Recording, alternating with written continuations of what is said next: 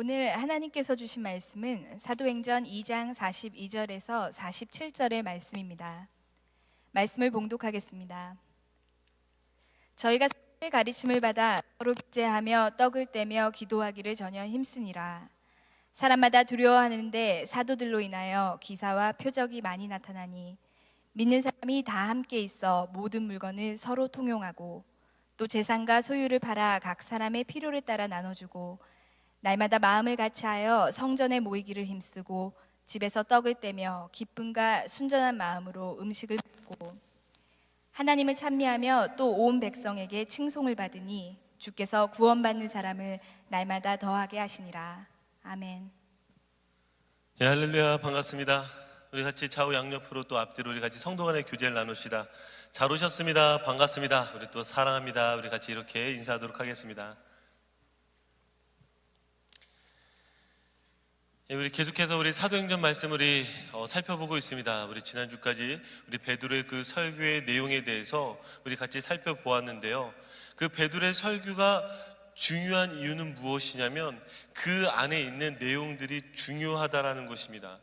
오늘날도 동일하게 계속해서 우리가 말씀이 전해지고 말씀이 선포되어지지만 말씀이 중요한 이유는 그 안에 있는 어떤 내용이 담겨 있느냐, 바로 그 부분에 여러분들이 포커스를 맞춰야 합니다. 그래서 그 말씀의 결과로 지금 교회가 이제 시작되어졌습니다. 교회가 시작이 되어졌는데 그 교회의 형태가요, 바로 오늘날 우리가 지금 교회라고 부르고 있는 이 모습들의 가장 초창기의 모습이 되어졌기 때문에요, 이 교회를 향하여 우리가 초대교회라고 이야기를 합니다. 그래서 초대교회가 어떻게 시작되어졌고 그 초대교회의 모습이 어떤지가 바로 여러분들이 오늘 읽으신 그 본문 가운데 나오게 되는 것이죠. 그러면 오늘 교회에 대한 이야기를 하려고 하는데요, 물론 교회에 대한 이야기를 다 할 수는 없지만 이 교회의 가장 중요한 부분에 대해서는 우리가 오늘 좀 새겨질 필요가 있습니다. 교회란 무엇일까요? 교회란 쉽게 이야기해서 주를 믿는 예수 그리스도를 구주로 고백하는 사람들을 바로 교회라고 합니다. 그래서 이 사람들이 함께 모여서 교회를 이루는 것이죠. 에베소서에서는 교회를 이렇게 이야기를 합니다. 교회의 머리 대신 예수 그리스도, 그리고 그의 몸을 이루는 바로 그 성도들.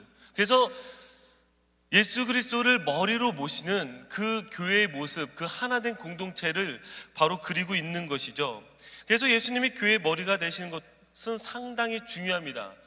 교회의 머리가요, 제가 되어서도 안 되고요, 물론 얼굴 크기로도 절대 안 됩니다. 이런 거 절대 상관없고요, 오직 교회의 머리는 오직 주님만 되셔야 합니다. 그런데 교회의 머리에 자꾸 다른 것이 되어질 때 문제가 되어지는 것이죠. 그러면 이 교회의 머리가 되어진다는 것이 동일하게 오늘 본문에서도 이 교회의 시작의 내용과 우리에게는 매우 중요하다라는 것입니다. 그럼 교회의 시작이 어떻게 되어졌을까요? 결론부터 말씀드리자면 바로 복음입니다. 교회는요, 이 복음이라는 그 반석 위에 세워졌습니다. 이 복음이 교회의 그 반석이 되어지지 않으면요, 이 복음이 교회의 시작이 되어지지 않으면 이것은 더 이상 교회로서 정체성을 가질 수가 없다라는 것입니다. 교회의 형태가 드러난다 할지라도 교회의 형태가 중요한 것이 아니라 이 교회가 어떻게 시작되어졌느냐, 바로 이 복음으로 시작되어졌다는 것이 상당히 중요하다는 것이죠. 그런 의미에서 이 베드로의 설교는 너무나 중요하다는 것입니다. 왜냐하면 이 설교를 통하여 이 교회의 시작이 이루어졌기 때문입니다. 그럼 여기서 우리가 풀어야 될 숙제가 하나 있습니다. 그건 무엇이냐면, 그렇다면 교회의 시작이라는 것이 탁월한 베드로의 설교 때문에 세워진 것인가? 베드로가 성령 충만하게 설교를 했기 때문에 사람들이 변화된 것인가?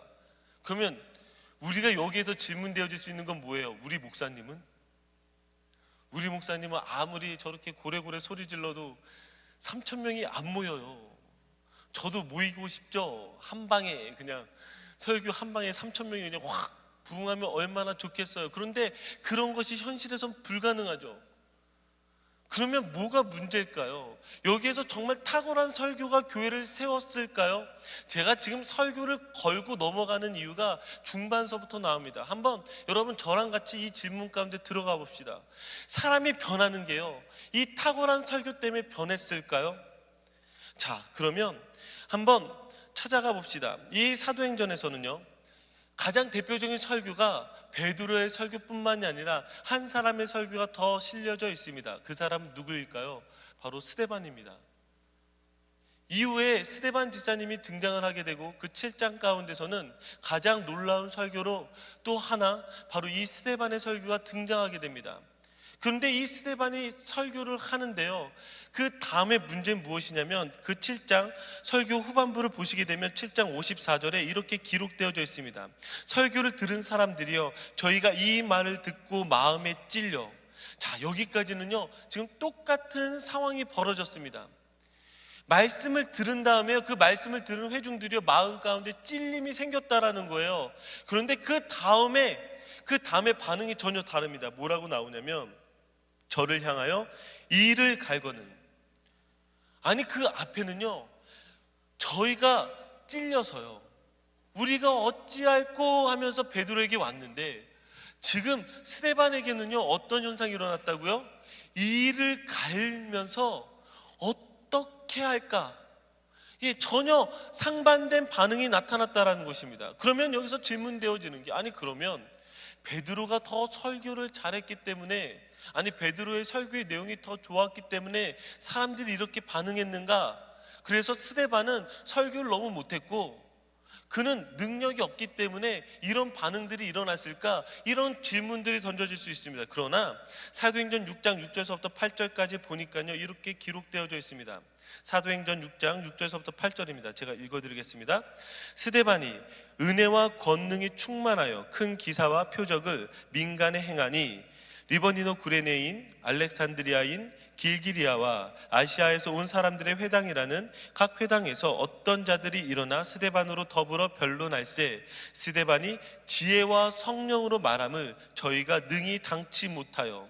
여기 뭐라고 이야기하고 있을까? 스데반은요 은혜와 권능이 충만하여서요, 그가 가는 곳마다 큰 표적과 기사, 기적들이 일어났다라는 것이죠. 그뿐이겠습니까? 각 아시아에 있는 사람들이 일어나서 그와 지금 논쟁을 벌이는 거예요. 논쟁을 벌이는데 하나님께서 그에게 성령을 주시고 지혜를 주셔서요, 말할 때요 누구도 능히 당치 못했다라는 것이죠. 그럼 무엇이겠어요? 스데반의 그 설교와 스데반의 그 말하는 것은요 대단했다라는 거예요. 실제로 여러분 사도행전 7장 여러분들 쭉 읽어보시면서 그 베드로의 설교와 비교해 보시면은요, 이 스데반의 설교는 확실히 무엇이겠습니까? 더 묘사되어지고 더 구체적이고 더 확실하게 표현되어진 것들이 많다라는 것이죠. 결코 무엇이겠습니까? 스데반이 베드로보다 덜 성령 충만했기 때문에, 베드로보다 덜 능력이 있기 때문에, 아니 베드로보다 설교를 못했기 때문에 사람들을 변화시키지 못했던 것이 아니라는 거예요. 그럼 무엇이 문제일까요? 자, 이것은요 마태복음 11장 한번 15절에서 17절을 한번 보도록 합시다. 마태복음 11장 15절에서 17절입니다. 자, 우리 성경 찾으실 분들은 빨리 찾으시고요. 마태복음 11장 15절에서 17절입니다. 자, 제가 읽어드리겠습니다. 귀 있는 자는 들을지어다. 이 세대를 무엇으로 비유할꼬? 비유컨대 아이들이 장터에 앉아 제 동물을 불러 가로되 우리가 너희를 향하여 피리를 불어도 너희가 춤추지 않고 우리가 애곡하여도 너희가 가슴을 치지 아니하였다 함과 같도다. 여기서 예수님이 이 세대에 대해서 이렇게 비유하는 것입니다. 아무리 피리를 부르고요, 아무리 춤을 춰도요 오지 않는다라는 거예요. 잔치집에요 잔치를 벌려놔서 사람들 초대해도요 오지 않는다라는 거예요. 그러면 문제는 뭐겠어요? 부르는 사람이 지금 문제라고 이야기하겠어요? 그 부름을 받는 사람들이 문제라고 이야기하겠어요? 당연히요, 부름을 받는 사람들의 문제라는 거예요. 그래서 이 복음서의 유행어가 하나 있잖아요. 귀 있는 자는 들을지어다. 여러분 귀 없어요? 우리 다 귀 있는데요, 예수님이 계속해서 이렇게 이야기하죠. 귀 있는 자는 들을지어다. 우리 듣고 있는데요. 듣고 있는데 지금 뭐가 문제죠? 뭐가 문제일까요?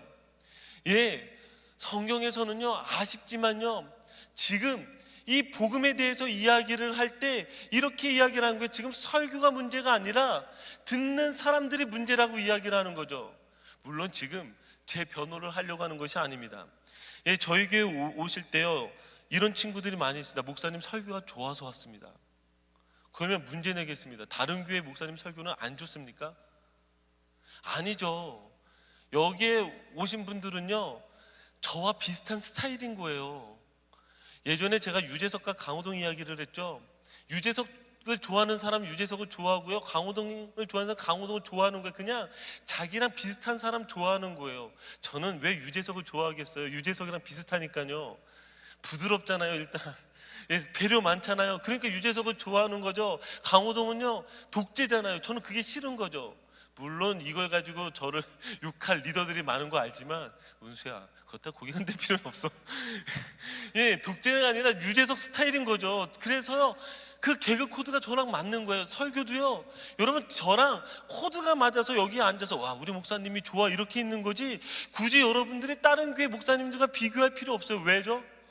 똑같은 말씀 가지고 똑같은 은혜를 전하고 있는데 뭐가 다르겠어요? 달라봤자 스타일이 다른 거죠.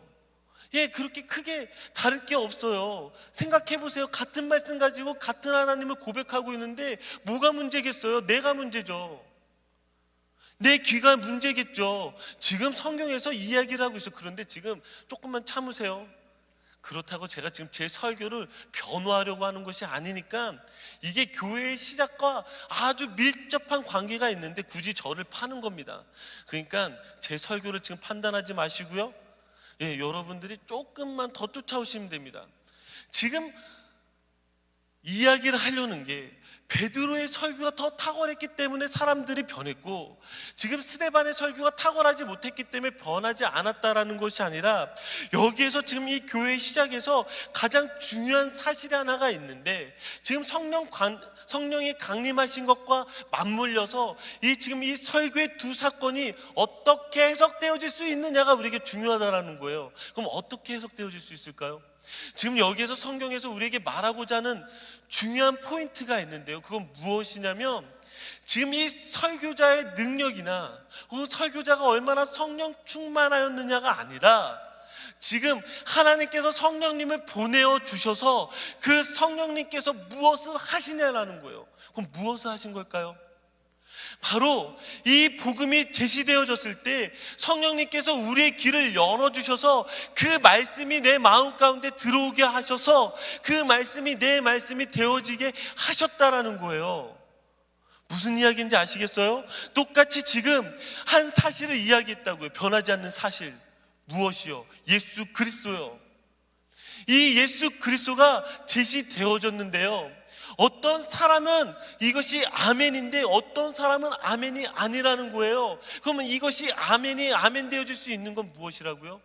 성령님께서 그 사람의 마음에 예수 그리스도를 받아들이게 하여 준 것이죠. 그 사실이 내게 감격이 되고 그 사실이 내게 은혜가 되어진다라는 사실이죠. 그래서 무엇이겠어요? 이 베드로의 설교 가운데 성령님께서 내려오셔서 그것을 보여주시고, 지금 스데반의 설교 가운데서는 그것이 드러나지 않았다라는 거예요. 지금 스데반이 잘못된 것이 아니라는 거죠. 자, 하나만 더 이야기해 봅시다. 이 두 개의 설교 사이에요, 어떤 사건이 하나가 나오냐면 사도행전 3장에 이런 사건이 나옵니다. 베드로와 요한이 성전에 올라갈 때요, 그 안에 미문에 앉아서 구걸하던 안진뱅이가 등장하게 되는 것이죠. 자, 그 안진뱅이를 향해서요, 지금 어떤 일이 일어나냐면 이 베드로와 요한이 안진뱅이를 일으키는 사건이 등장하게 됩니다. 그런데 재밌는 사실은 이 안진뱅이가요, 지금 베드로와 요한을 향해서 구걸을 하고 있지 않아요. 왜죠? 그들의 행색도요, 별반 나랑 다를 바가 없거든요. 아니, 구걸을 해도 돈이 나올 것 같지 않거든요. 그러니까 구걸을 하지 않았다고요. 그리고 또 재밌는 사실은 그 거지를 향해서, 구걸도 하지 않는 거지를 향해서 베드로와 요한이 뭐라고 이야기해요? 금과 은은 내게 없거니와 내게 있는 것으로 내게 주노니 뭐라고 얘기하죠? 나사렛 예수의 이름으로 일어나 걸으라 라고 이렇게 이야기를 하는 거죠.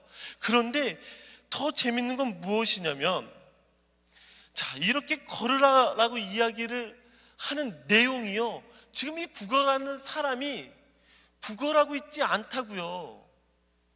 원래대로라면 돈을 주어지거나 원래대로라면 은을 주거나 이렇게 해야 되는데 지금 전혀 다른 스토리가 여기서 전개되어지고 있는 것이죠.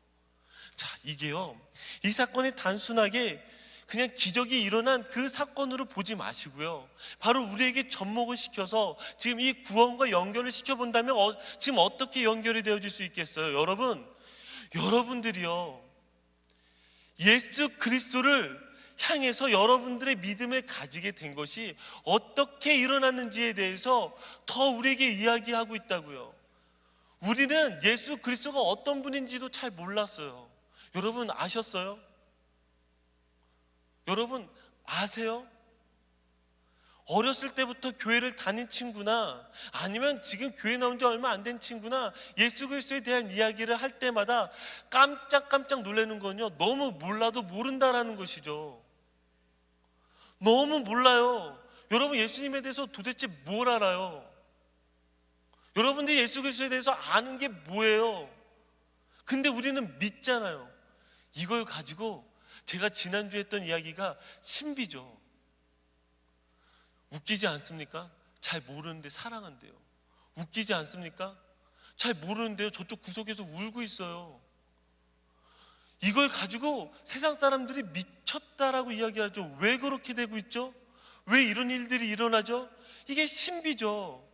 이 알 수 없는 신비가 우리를 뭐예요? 예수 그리스도를 믿게 하죠. 그 신비가 어떤 역할을 하는 거예요? 바로 성령님께서 하시는 거죠. 이 시작이요, 어디서부터 시작되어졌냐면 바로 하나님으로부터 우리를 향해서 시작되어졌다라고 우리에게 분명하게 못 받고 이야기를 하는 것이죠. 이전까지의 교회는요, 무엇이겠어요? 우리가 어떻게 하나님 앞에 나아갈 것인가, 이것이 포커스가 되어져 있다면 이제는 뭐예요? 하나님께서 우리를 어떻게 부르시는가에 초점이 맞춰져 있다고요. 그래서 이전의 예배들과 지금의 예배들이 달라지고 예전의 교회와 지금의 교회가 전혀 다르게 되어졌다라는 것이죠. 그래서 이전의 교회는 뭐예요?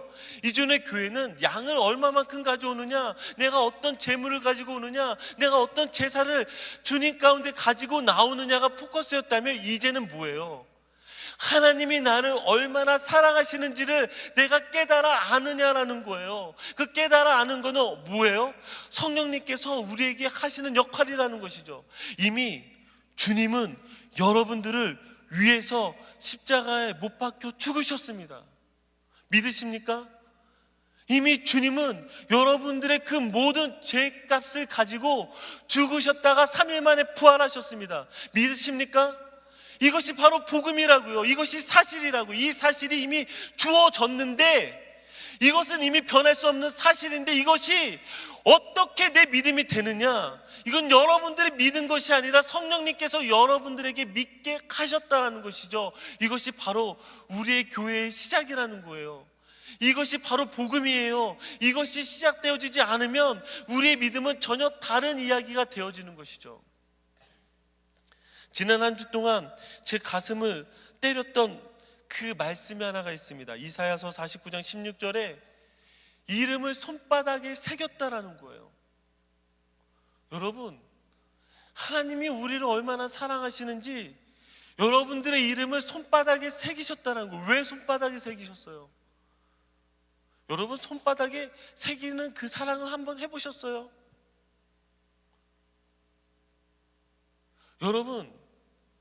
여러분들이 지금 연애하는 친구들 있죠? 사랑하는 그 여자친구의 이름을 여러분들의 팔뚝에 새겨보셨나요? 그래, 나 너 사랑해. 스티커 붙이는 거 말고요, 진짜 문신이요, 하나하나 바늘로 탁탁탁탁 따는 걸 해보셨나요? 한번 여러분 남자친구한테 이야기해보세요. 자기야, 나 사랑해? 그 사랑 변치 않아? 한번 팔뚝에 새겨봐. 하나하나 새겨봐. 내가 돈 다 대줄게. 새겨봐. 그럼 그 남자친구가 어떻게 할지 한번 생각해 보세요. 새길 것 같아요? 왜 못 새길까요? 우리의 사랑은 한 치 앞을 알 수도 없거든요. 우리의 사랑은 한 치 앞을 알 수도 없거든요. 어떻게 문신을 새기겠어요? 새길 수 없겠죠? 근데 하나님이요, 문신이 아니라요, 여러분들의 이름 하나하나를 하나님의 손에 새기시고 그 사랑이 뭐예요? 영원히 변치 않으실 것이라고 우리에게 이야기하는 것이죠. 이 사랑은 아는데 이 사랑이 여러분들의 가슴을 치시나요? 지난주가 우리 어버이 주일이 있었습니다. 여러분, 어버이의 사랑을 여러분 생각하면서 눈물이 나요? 어떤 친구는요, 그 전화 한 통화하는 것도 까먹었을 거예요. 왜 까먹어요? 안 사랑하니까. 저 진짜 사랑하는데요. 진짜 사랑하면 그렇게 하면 안 되죠. 전화 안 한 친구들은 오늘 집에 가셔서 꼭 전화하셔야 돼요. 아멘? 다 했구나. 예, 죄송해요. 다 했는데 저만 안 했군요. 저는 저희 부모님이 하셨습니다. 못 쓸 자식이죠. 제가 어머니랑 통화를 하면서 이런 마음이 들었습니다. 참 내가 어머니를 잘 사랑하지 못하는구나. 전화를 끊고 내내 제 가슴이 아프더라고요.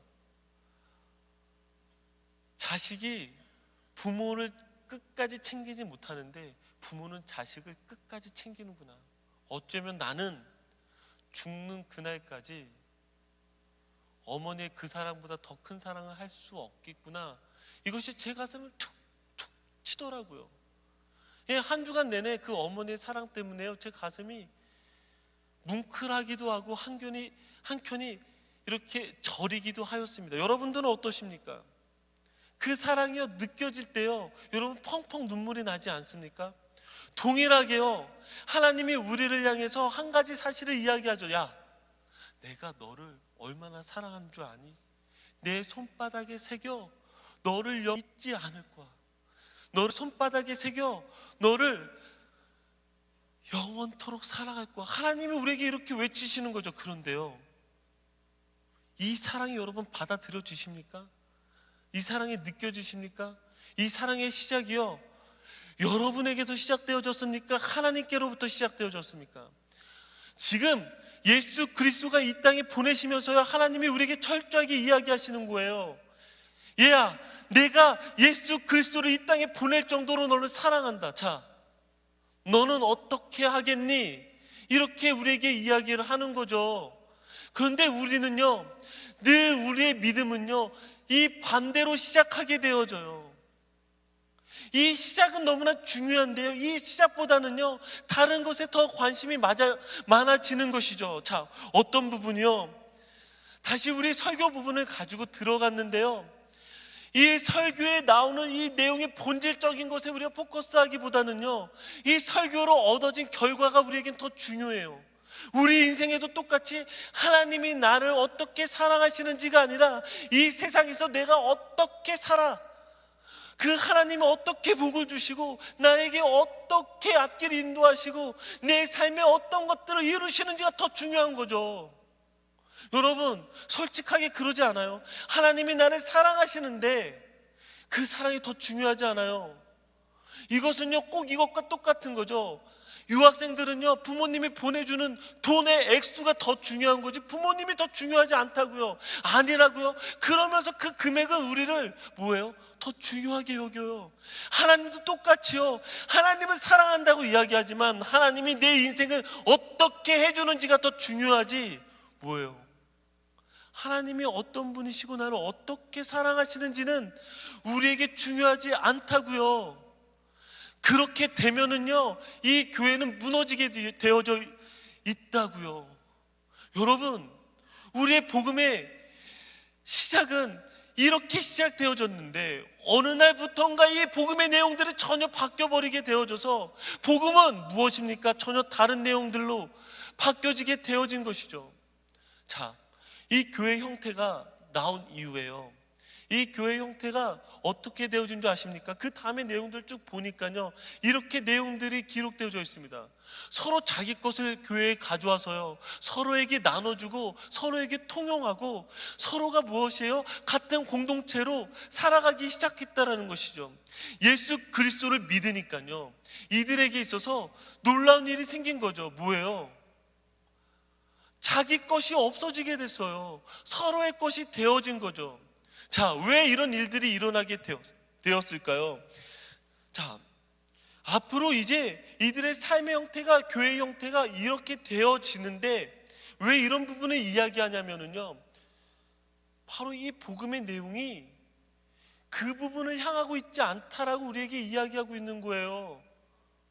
3,000명이 세워진 그 숫자에 있는 것이 아니라 다른 것에 있다라고 우리에게 이야기하는 거예요. 그 내용이 뭐라고요? 서로 물건을 통용하고 서로 나눠주고 서로 사랑하고, 이렇게 연결되어진다는 거죠. 그럼 한 부분만 봅시다. 그 한 부분이 무엇이겠어요? 교회에서 그 구원을 주셨는데 그 구원을 이루는 삶의 모습이요, 물질, 돈에 대해서 이야기하고 있다는 것이죠. 자, 그러면 돈은 이 신약 성경에서 어떻게 이야기하고 있을까요? 디모데전서 6장 10절에서 11절을 보니까요, 디모데전서 6장 10절에서 11절이요. 제가 읽어드리겠습니다. 돈을 사랑함이 일만 악의 뿌리가 되나니 이것을 사모하는 자들이 미혹을 받아 믿음에서 떠나 많은 근심으로써 자기를 찔렀도다. 오직 너 하나님의 사람아, 이것들을 피하고 의와 경건과 믿음과 사랑과 인내와 온유를 좇으며. 자, 무엇이겠어요? 돈을 사랑하는 것이요, 일만 악의 뿌리가 됐다라는 것입니다. 자, 여기에서 돈 자체가 나쁘다라고 이야기하지 않죠. 돈을 사랑하는 것이 악이라는 거예요. 그러면 구원받은 사람의 삶의 모습은 무엇이 되어져야 되겠어요? 돈을 사랑하는 것이 아니죠. 주님을 사랑하는 것이죠. 우리들의 삶의 목표가요, 돈이 되어져서는 안 되죠. 주님이 되어줘야 되겠죠. 정말 그럴 수 있냐라는 것이죠. 이것이 어려운 얘기입니다. 우리의 현실 가운데 와서는요, 그것이 불가능한 이야기처럼 들려져요. 그런데 예수 그리스도를 믿으니까요, 가장 삶의 구체적인 모습으로 들어오게 되는 것이요, 야, 내가 없어도 콩 한 쪽이라도 나눠 먹을 수 있는 게, 이게 진짜 그리스도인의 모습이 되어지더라고요. 왜요? 이 돈이요, 이제는 내 인생의 전부가 아니니까요. 저는요, 믿음 좋은 사람 치고요, 쫀쫀한 사람을 본 적이 없습니다. 제가 분명히 전제를 붙였어요. 믿음이 좋은 사람. 이 믿음이 좋은 사람은요, 단 5불을 가지고 있어도요, 남을 위해서 커피 한 잔을 살 수 있는 사람입니다. 내가요, 또 커피 한 잔 살 수 있다니까 옆구리를 쿡쿡 찌르는 친구들이 있는데요, 제발 커피 좀 사세요. 왜 그렇게 사세요? 돈 없어도요, 그런 게 사랑 아니에요? 아니, 죽어도 내 커피, 내가 커피 한 잔 안 먹고요, 옆 친구에게 커피 한 잔 사줄 수 있는 사람이라면요, 얼마나 마음이 풍성해지겠어요. 왜 제가 이 이야기를 하냐면요, 아닌 것 같은데 삶의 구체적인 형태 가운데요, 옆에 있는 친구도 사랑하지 못하는데, 그 사람에게 하나 베풀지도 못하는데 그 사람이 어떻게 주님을 사랑하겠어요? 이게 성경에서 말하는 거잖아요. 사랑하는 자들아, 우리가 서로 사랑하자. 그러면서 뭐라고 이야기해요? 사랑이 여기 있나니, 야, 너희가 사랑하는 그것을 통해서 하나님을 사랑하는 것을 드러내신다라고 우리에게 분명하게 선포하고 있잖아요. 별것도 아닌 것 같은데요, 우리 청년들 가끔씩 보면은요, 정말 힘들게 사는 청년들 보이거든요. 근데 웃긴 게 뭔 줄 알아요? 힘들게 사는 청년은요, 자기보다 더 힘든 청년을 위해서 커피 한 잔 살 수 있는데, 내가 볼 때 별로 힘들지도 않고 좋은 차 타고 다니고 좋은 옷 입고 다니는데요, 맨날 돈 없대요. 그럼 막 열불나요. 솔직하게 우리 중에는 없는데 그냥 만들어냈어요. 또 좋은 차 타고 좋은 옷 입고 있다고 해서 마음에 쿡 갑자기 찔림 받지 마시고요. 만약 찔림 받았다면 커피 한 잔 사세요. 그럼 되는 거죠. 우리가요, 삶에 그렇게 구체적으로요 나올 수도 없을 정도로 우리의 삶은 주님 사랑합니다라고 하지만 늘 그렇게 살아가고 있다고요. 예수 그리스도를 믿는 자들의 삶의 모습은요, 그렇지 않다라는 것이죠. 제가 왜 지금 이 이야기를 하겠어요?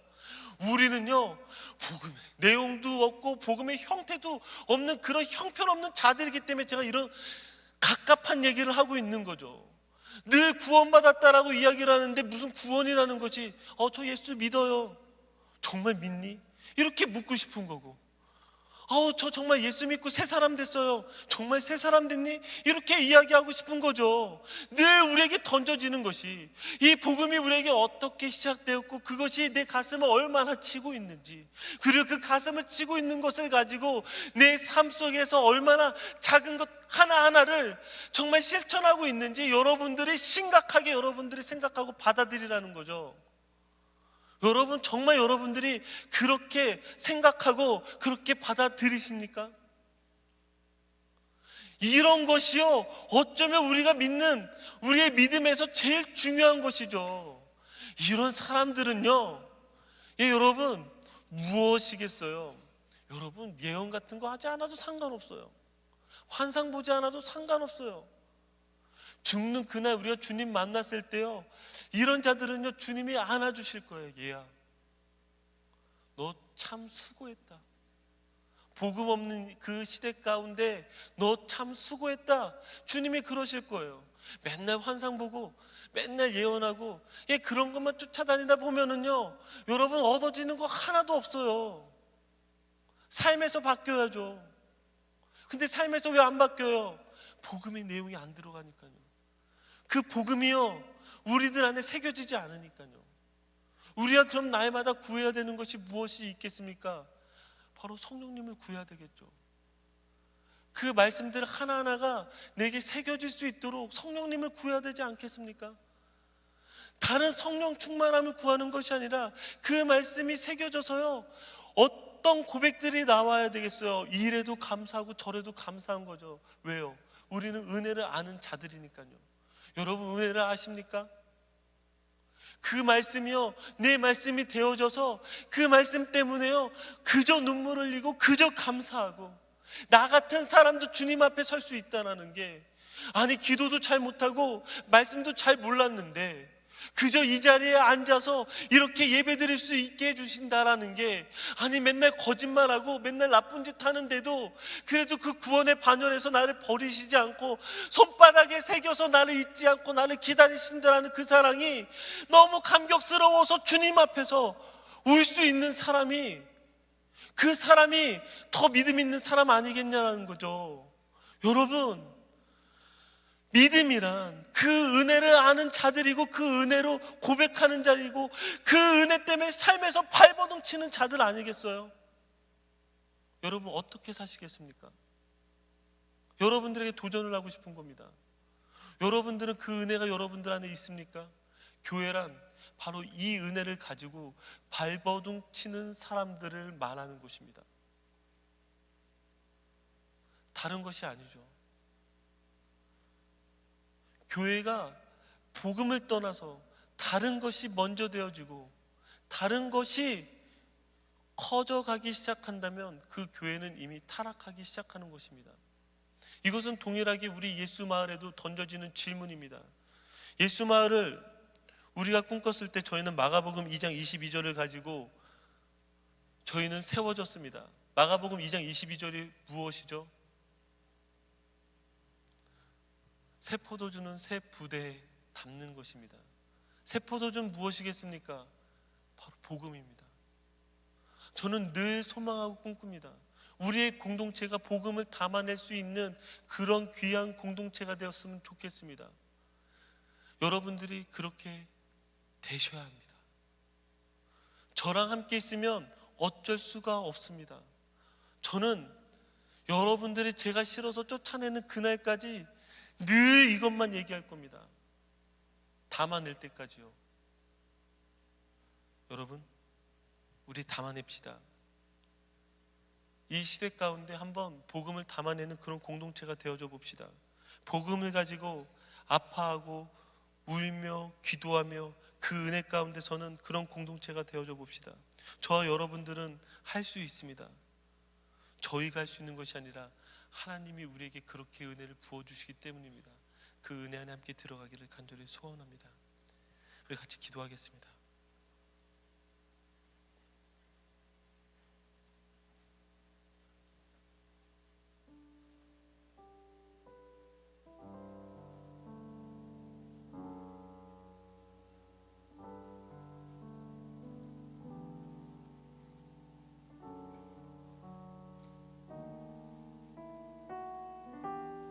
여러분 아십니까?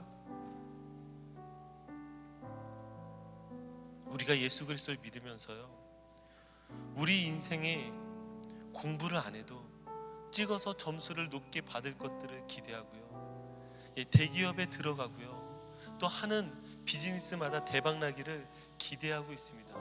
누구로 인해서요? 예수 그리스도로 인해서요. 그런데 여러분 아십니까? 그런데 그것을 원한다면 그것에 대해서 가르치고 보장하고 있는 다른 신들이 있습니다.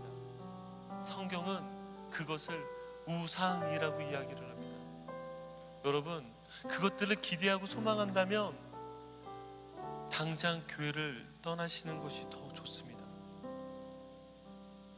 그럼에도 불구하고 우리를 이 자리로 불러주시고 이 자리에서 정말 지겨울 정도로 그 하나님의 사랑에 대해서 우리에게 말씀하고 계십니다. 왜일까요? 여러분들을 향해서 하나님께서 오늘도 이 자리에서 얘야, 내가 너를 사랑한다. 얘야, 내가 너를 사랑한다.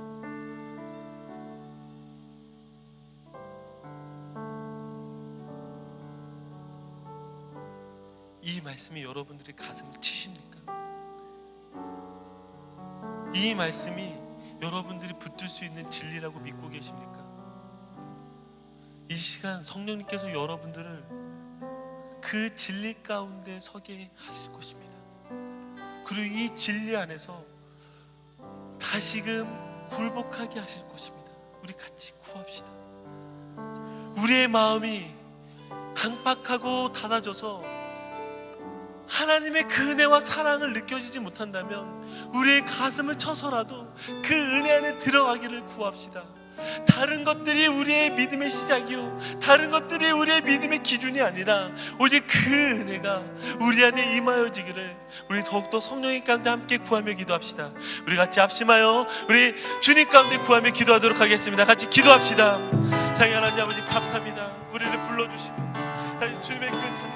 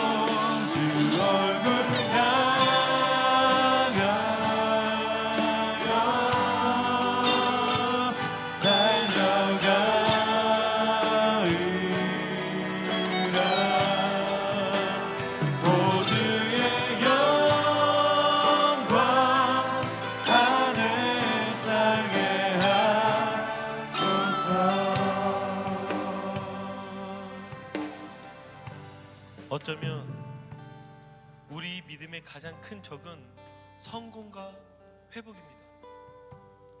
성공과 행복이 어쩌면 우리에게 가장 큰 적이 되어질 수도 있습니다. 왠 줄 아십니까? 성공하고요, 행복하는 것이 우리 인생의 목적이 되어져서는 안 되기 때문입니다. 어느 누구도요, 계속해서 성공할 수 없고요, 어느 누구도 계속해서 행복할 수가 없습니다. 이거는요, 우리 인생의 절대적인 가치 기준도 아닙니다. 절대적으로 목적이 되어져서도 안 됩니다. 우리의 목적은 무엇이 되어져야 되겠습니까? 주님입니다. 우리의 행복과 우리의 성공까지도 주님 가운데 올려드립시다. 이 시간 우리 같이 기도할 때요, 우리가 추구하고 우리가 목적하고 우리가 바라는 그 모든 것들이요, 다 주님 가운데 올려드립시다. 어떤 순간에도요, 주님이 우리를 떠나시지 않겠노라고 우리에게 약속하셨습니다. 그 사랑이요, 손바닥에 새겨서 변치 않게 영원히 우리를 기억하겠다라고 하나님께서 우리에게 약속하셨습니다. 그분께 우리를 드립시다. 그분께 나를 드립시다. 내 성공, 내 행복, 내 모든 가치 기준 다 우리 하나님 가운데 올려드립시다. 그렇습니다. 주님, 이 시간에 내 모든 것을 주님 가운데 올려드립니다. 나를 받아 주시옵소서. 그렇게 우리 주님 가운데 우리 같이 결단하며 올려드리며 합심하여 기도하도록 하겠습니다. 함께 기도합시다. 사랑해 주님 감사합니다. 아버지, 지금 이 시간 우리에게 아버지 말씀하셨습니다. 하나님, 우리의 성공과 우리의 행복이 가장 큰 적인지도 모릅니다. 주여, 이것을 쫓아 살아가다 보니까 언제나 주님이 우리에게 아버지 뒤로 밀쳐들고 나를 바라보기 시작합니다.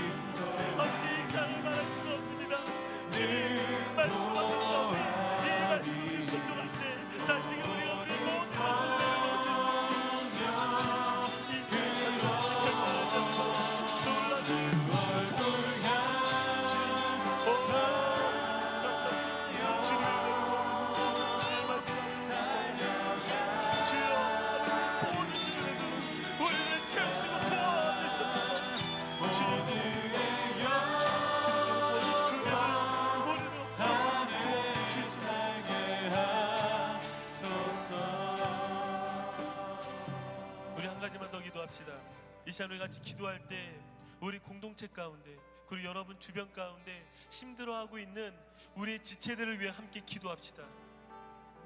우리가 받은 사랑은요, 이 땅 가운데 고스란히 나눠주라고 있는 것입니다. 그 사랑 여러분들 배만 채우면요, 그건 사랑이 아니라고 이야기를 하는 거죠. 이 시간에 우리 같이 우리의 주변을 돌아봅시다.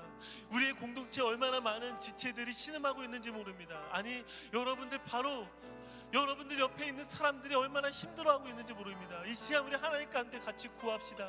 이 영혼, 이 사람 하나님 지켜주셔야 되겠습니다. 하나님 도와주셔야 되겠습니다. 하나님이 아니고서는 답이 나오지가 않습니다. 하나님 도와주시옵소서. 불쌍히 여겨주시옵소서. 나를 긍휼히 여겨주셨던 것처럼 이 영혼도 불쌍히 여겨주시고 긍휼히 여겨주셔서 우리가 함께 이 아픔과 이 고난 가운데서도 주님을 향하여 걸어갈 수 있도록 주여 도와주시옵소서. 주시옵소서. 그렇게 우리 같이 합심하여 기도하도록 하겠습니다. 우리 합심으로 기도하며 나아갑시다.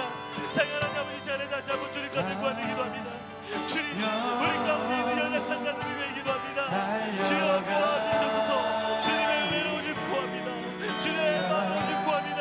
우리가 얼마나 연약하고 불쌍한 자들인지요. 주님, 우리의 주변에 아버지 얼마나 아버지 끝까지 신뢰하고 있는 자들이 얼마나 많은지요. 주여 이들을 그만 살펴 주시옵소서. 아버지 주님의 너희와 왕을 그 어려운 왕으로 끝나가게 해주시고 아버지 이 순간과 왕이 우리 주님의 믿음을 바라보는 순간들 마음을 바꾸시고 도와주시옵소서.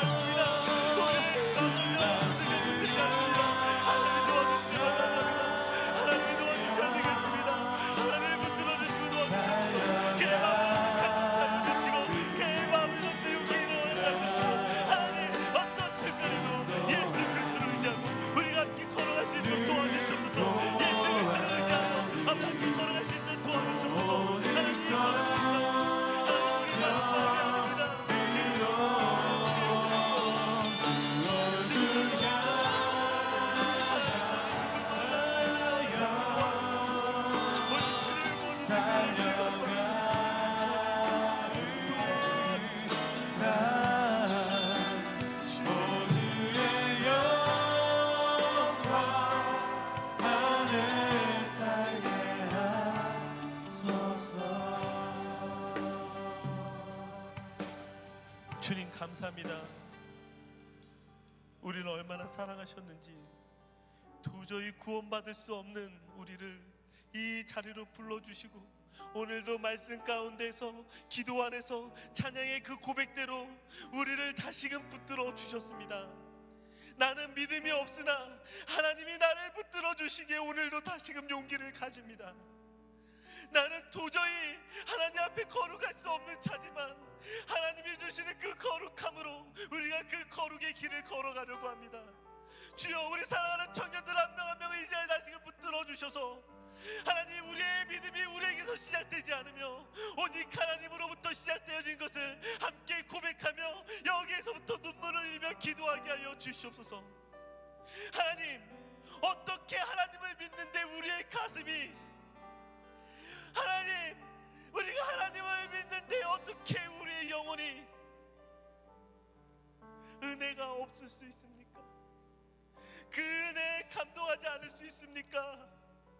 성령님, 우리의 이 돌과 같은 마음을 쳐주셔서 그 은혜에 감격하게 하시고 그 은혜에 굴복하게 하시고 우리의 입술의 고백마다 주님이 넘쳐나게 하여 주시옵소서. 얼마나 우리가 어리석은지 모든 고백하는데 내가 하는 것처럼 고백합니다. 내가 할 수 있는 것처럼 이야기합니다. 그러나 주님, 우리 그렇게 할 수 없습니다. 우리가 할 수 있는 거 아무것도 없습니다. 그저 주님이 도와주시고 그저 주님이 은혜 주시고 성령님이 함께 하실 때만 주님 가능합니다. 오늘도 우리를 이렇게 붙들어 주신 것처럼 내일도 우리를 이렇게 붙들어 주시고 우리의 모든 걸음마다 주의 은혜로 가득 차게 하여 주시옵소서. 하나님, 특별히 이 자리에 상황과 환경이 너무나 힘들어서 기도조차 나오지 않고 눈물을 흘릴 수밖에 없는 아버지, 그런 청년들을 축복합니다. 하나님,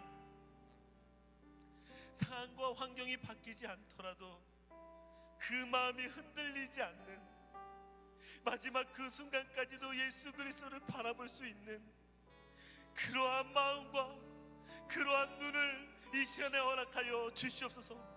그래서 지금은 힘드나 우리의 인생을 역전시켜 주시고 지금은 상황이 어려우나 이 모든 상황을 바꾸어 주시는 그 놀라운 주님을 경험케 하여 주시옵소서.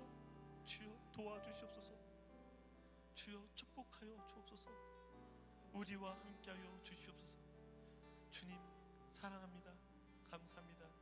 예수님의 이름으로 기도드리옵나이다. 아멘.